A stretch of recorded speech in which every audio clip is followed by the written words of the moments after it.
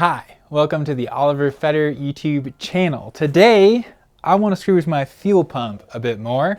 The last test drive I took, do I need to introduce the car? This is my 1984 VW Rabbit with a 1.6 liter inline 4-cylinder turbo diesel running on a Bosche VE injection pump. There's your introduction. Anyways, I was test driving this the other day after increasing my boost. Now on this new turbo setup, I haven't actually run high boost yet. So yesterday, I think it was the first day, a couple days ago, who cares? I upped it from 25 to 35, and then I upped it again from 35 to 40, and that's both the drive pressure and the boost pressure. Drive pressure being the manifold, exhaust manifold pressure, or the exhaust pressure inside the exhaust turbo housing. That pressure, the pressure that actually spins the turbo. At any rate, so I increased both drive and boost from 25 to 35, then to 40, and at 25 they were about even. You would see about 25 pounds of boost and about 25 pounds of drive pressure, maybe give or take 1 or 2 psi of boost less. Then when I upped it to 35, I saw quite a bit less. We saw 30 pounds of boost and 35 pounds of drive pressure. And then when I upped it to 40, I saw 40 pounds of drive pressure and only about 33-ish. Is that true?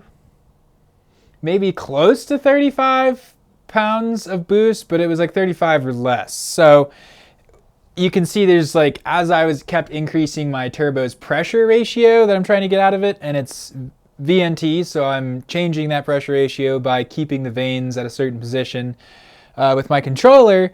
And as I was doing that, you can see it starts to have diminishing returns, meaning as I could probably set it to 50 psi and I would never see 50 psi boost out of just this one turbo.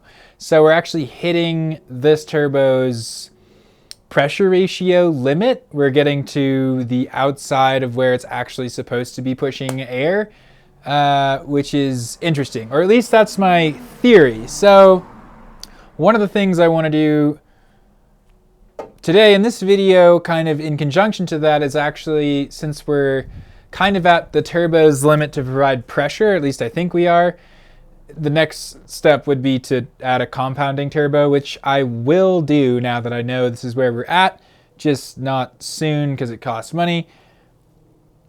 But today, what I want to do, given that we're at kind of our boost limit, is I want to dial in my fuel pump tune. And so what I specifically think isn't dialed about it is it's like pretty sooty before your turbo spools, and then once the turbo spools, it's still kind of sooty, and then at like the very top end, it's clean. Like the exhaust, it's not sooty at all, which means that's the feedback on how my air-fuel ratio is. Ideally, I want it to be like kind of a dark, hazy color the whole time, not like black smoke and not like clear, no exhaust gas color.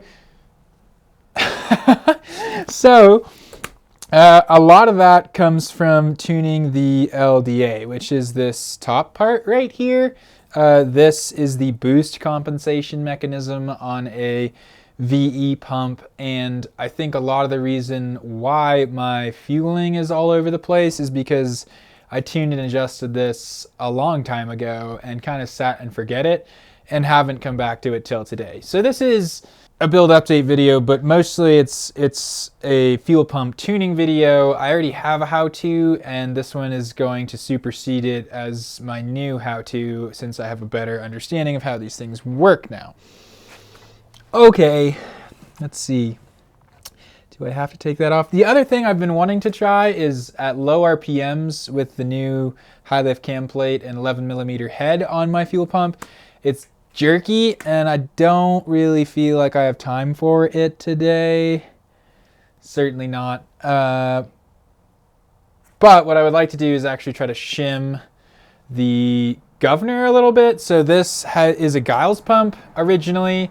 And for all you out there with a big boner for Giles pumps, all that really means is that he changes your LDA pin profile to a custom ground one. You know, he plays with your dynamic timing springs a bit, and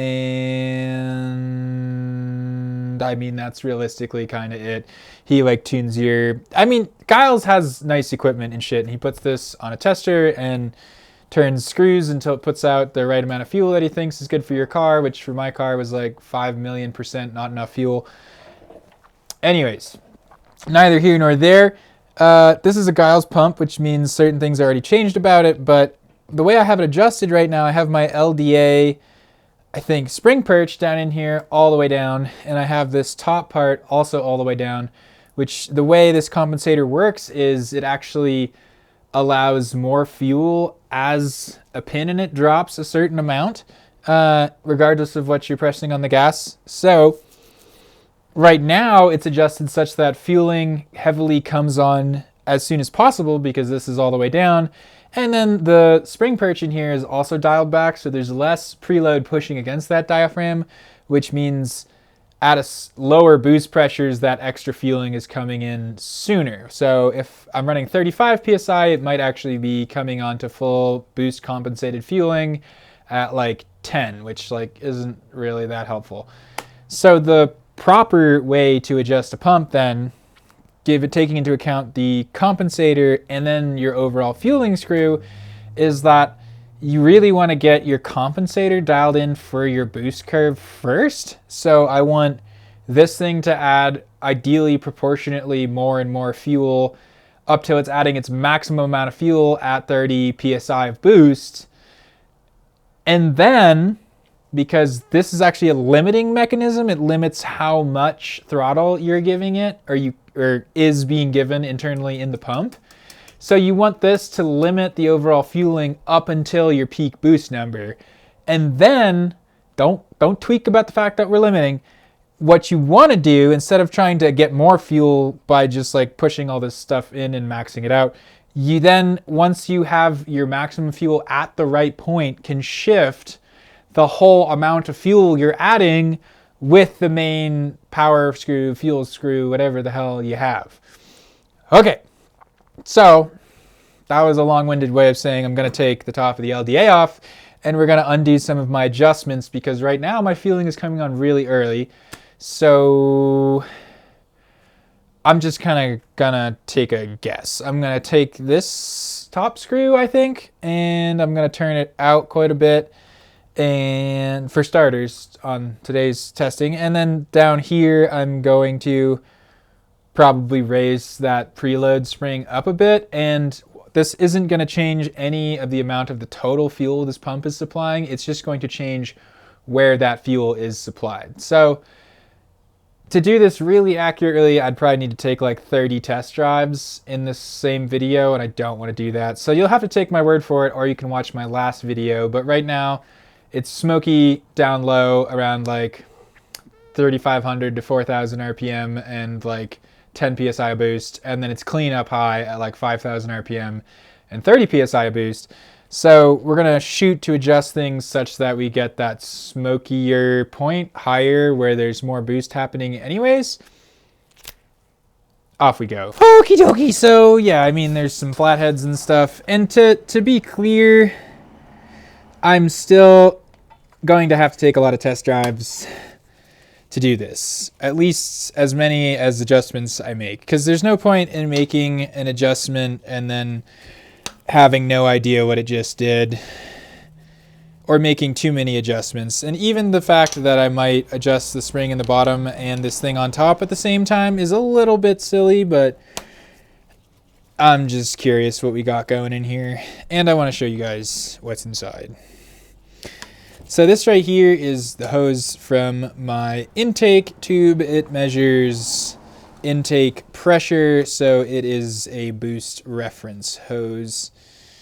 Okay, get that sheet off. Flip this one to the side. And pull this one out. And so here you go. If you pull your pump apart and it's not a Giles pump, it won't look like this. That pin with that big ass cut in it, that is one of the things Giles does to a pump to make it more powerful. So normally this would be more of like a tweak design, and pretty much all it does is allow for more max fueling. And honestly, the more I look at it, the more it looks like a piece of shit. Check this out. Do you see like how poorly that's cut? I mean, this isn't precision machining work we're seeing here. This is like an angle grinder on a workbench, maybe just real quick. Kind of some janky stuff, honestly. Anywho, that's the pin I'm working with. And then down in here, you take this out, that's your spring, that's what pushes back on it and also holds preload. And then you might have a shim in here, and if you want more travel, which generally is a good thing, take that shim and throw it away because you don't need it. Okay. Now down here is the spring perch, which I'm gonna try moving. Oh, there we go.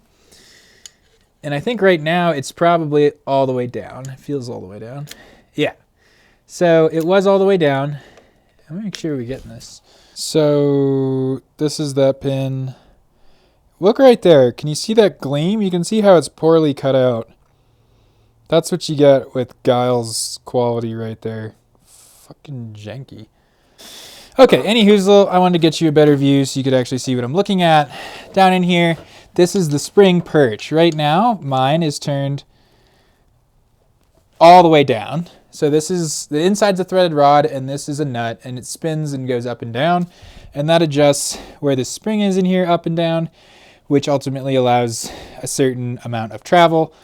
And a certain amount of preload on the spring. And so mine's all the way down right now, which means we have the minimum amount of spring preload. So our fuel compensation could be coming on early. So what I want to do is back this thing off. I just tightened it way too much. Oh my God. And a screwdriver will work. You just watched me over tighten that. Oh my God. Okay, Jesus. Okay, now it's free. And you just give this a turn, and I'm gonna go back. That was like a couple turns. Honestly, I should probably count. It'd be a good idea to count how many, and I'm just gonna do these baby rotations. They're not real rotations, but it's what I'm gonna remember. So that's 1, 2, 3, 4, 5, 6, 7, 8, 9, 10. I'm going to do 10 of these mini rotations, which are probably equal to about, I don't know, 1 to 1.5 full turns. I think. I kind of want to do more.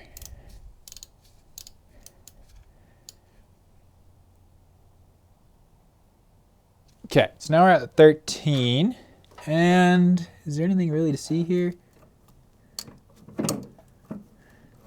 Oh, I could actually show you that pin. That's cool. Look right down in there and then watch my throttle position. Right now we're fully closed. There's that pin. Do you see it move out? So it actually doesn't really come into play until you're at wide open throttle, which is an interesting fun fact. It kind of seems like currently I basically just wasn't using this. The way it's set up was more or less to eliminate it from the system, which is funny.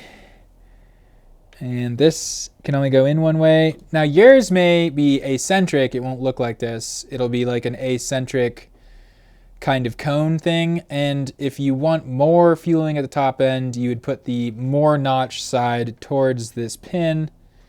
And I never pushed the pin back in. Okay. So you're not going to be able to hear this, but I can feel it. I can feel the pin hitting, and I will show you what throttle positions it's at.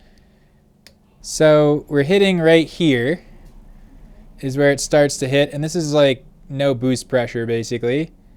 And then if I push it down part way, now we're at half boost. So it really only has an effect from this much throttle went on. So it affects your wide open throttling and not much else, to be honest. I also was, before doing this and filming this video, I did some research. Like, I know what I'm talking about, but I always like to check beforehand. And it's funny because there's two forums you find if you search LDA tuning.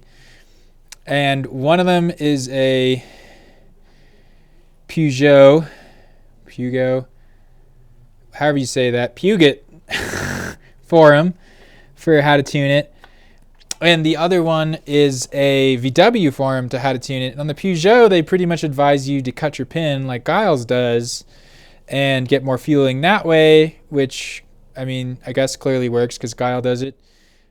But it's funny because on the VW forum, the guy literally calls those people a string of explicits and basically idiots for doing so, even though the most jerked off fuel pump builder in the VW community does exactly that. He cuts the pin. So you can have whatever opinion you want. You're entitled to them.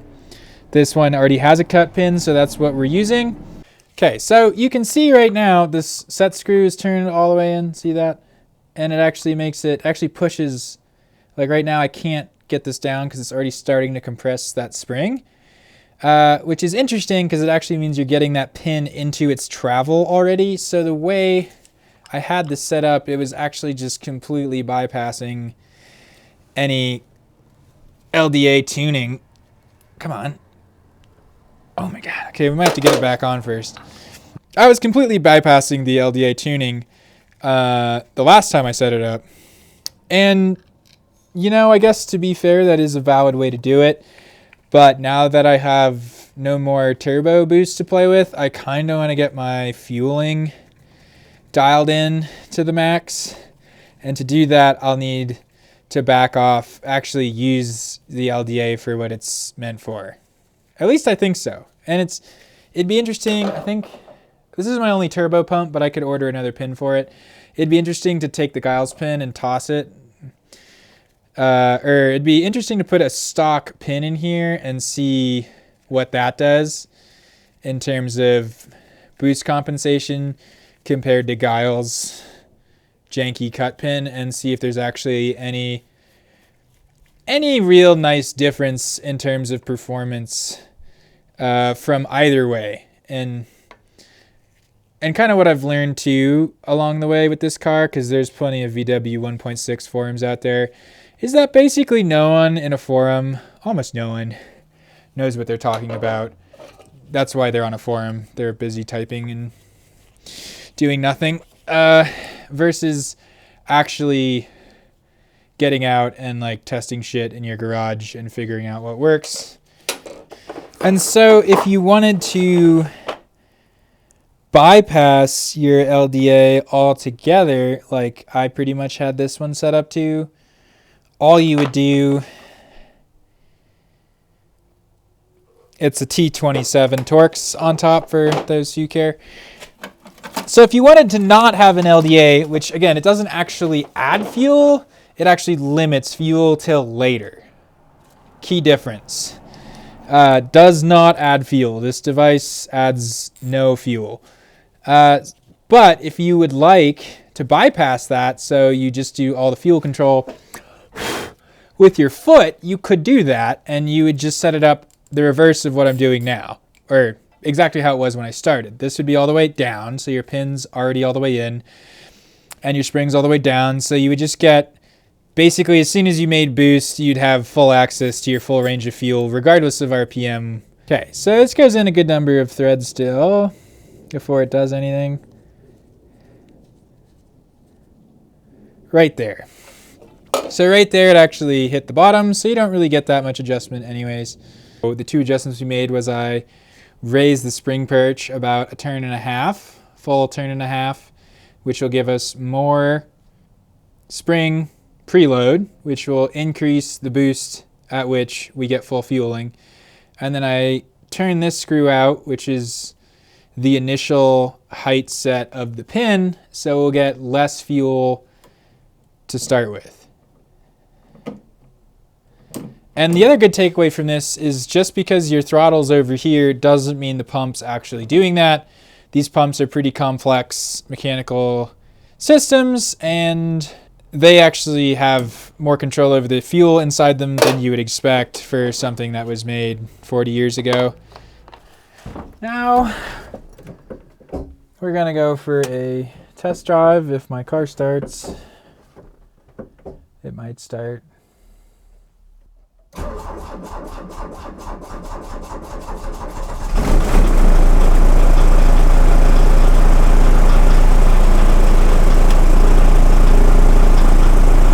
Okay, it started. So we're gonna go for a test drive. We didn't actually change any of the total fuel available, only how we're using it. And so we'll see where it smokes and when, and then we'll come back and reevaluate if what we did works.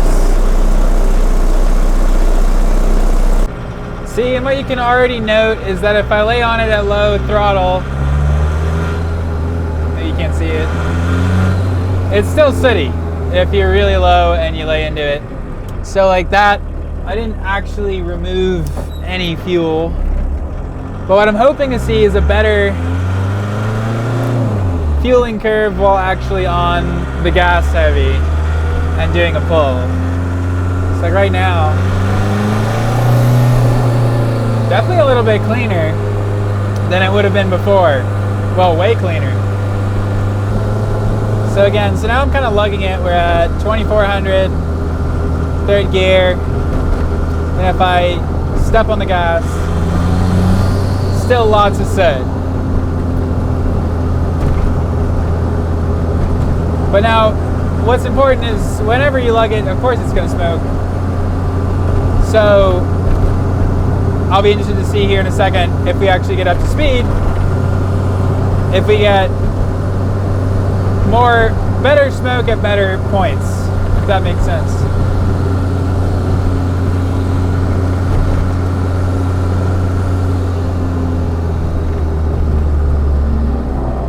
We want more smoke up top and less smoke down low. Good thing we just got on behind a whole bunch of people.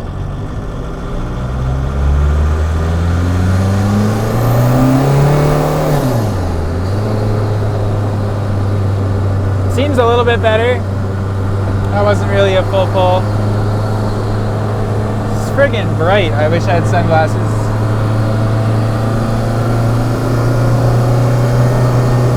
So we're at 3,600 RPM. I'd say that's better. Car's not quite warmed up yet. Well, or it's just about warm.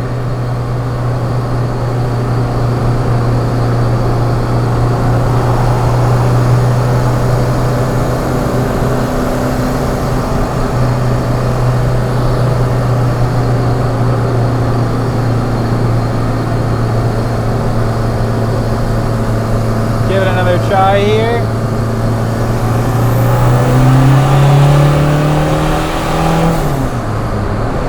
That looked really good. I was super happy with that. I kind of thought I'd have to go back and forth adjusting it a bit, but I think we might just be fine now. Because I saw fuel all the way up to the end of that pull, and that was a pretty substantial yank. Here we go. We're dropping down to fourth gear. 3,400 RPM, 30 PSI.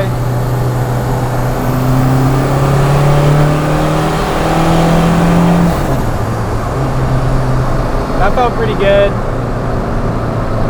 I can't even look at everything at the same time. We're just gonna do it again. All right, here we're giving it another try. I'll watch the smoke this time.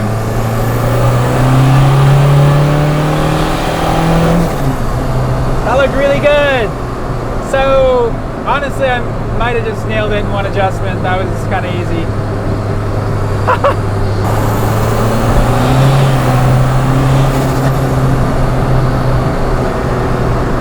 That was clutch slip again. All right, so our smoke looks good. LDA adjustment actually went money the first time somehow. I have kind of no idea how that worked, but so on the way back, I'm gonna be checking what we're making for boost pressure, and I'm gonna be looking at our pyrometer too to see what kind of EGTs we're turning. I think I've gotten up to about 1200 on a few of these, which is a good spot to be for absolutely wailing on it.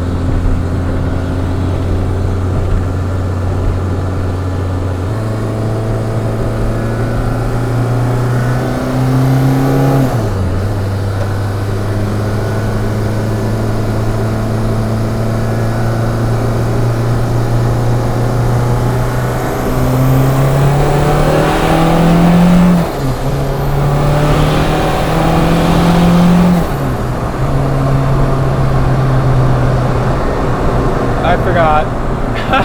There's too many things to look at. So, I mean, you can have all the gauges in the world, but if you can't actually look at them while you're driving, it's kind of silly. But we're going to drop back down a gear. Fourth gear is just a good pulling gear.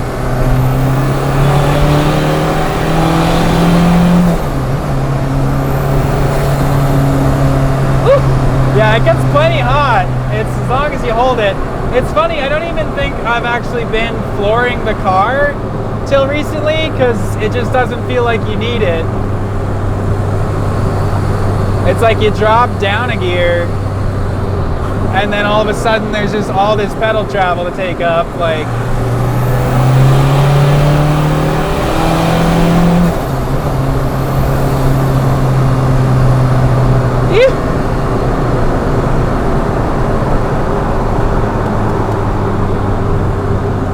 If you're ever in Denver, you don't ever try to be near Wadsworth. You don't want to be near Wadsworth.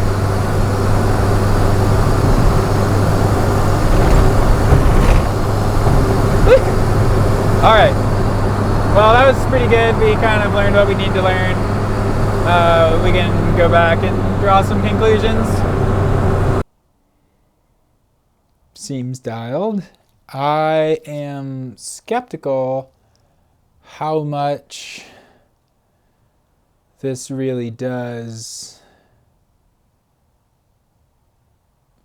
with the way I have the pump set up. So it seemed to me the other day when I was driving that I was getting fuel down low and then not much fuel on the top end based on how hazy it looks.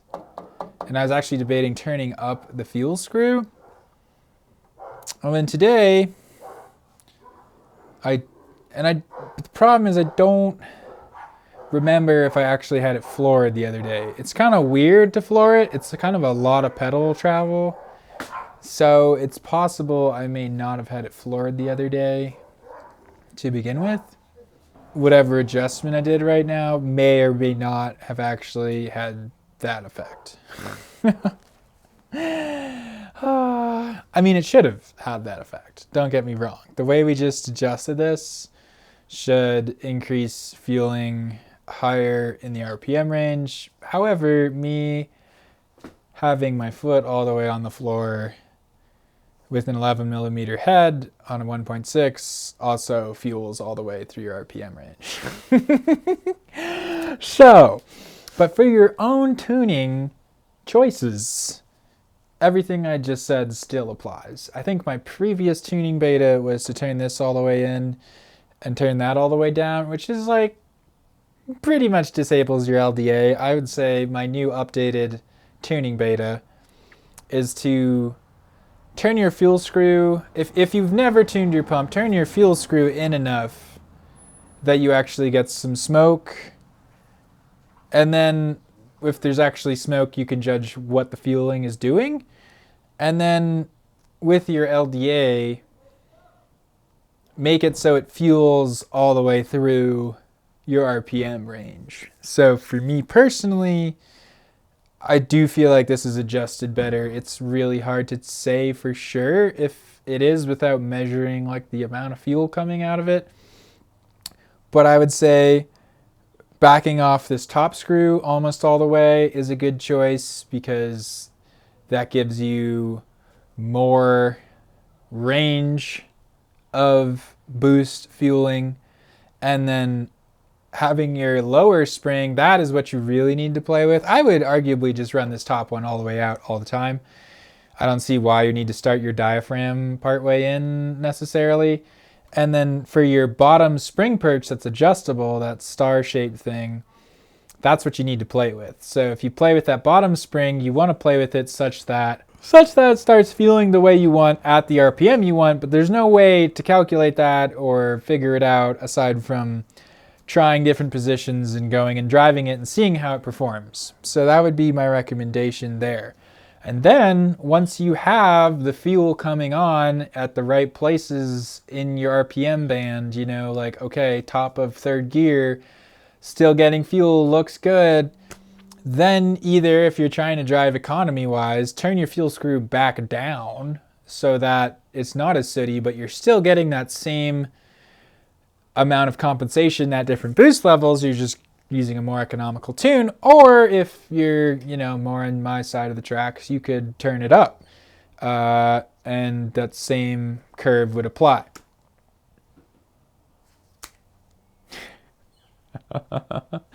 Thank you so much for watching.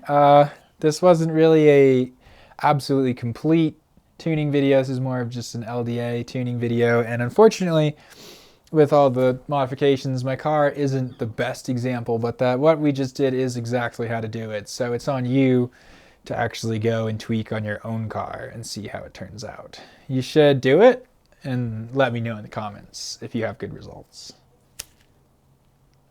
Appreciate ya. Thanks for watching.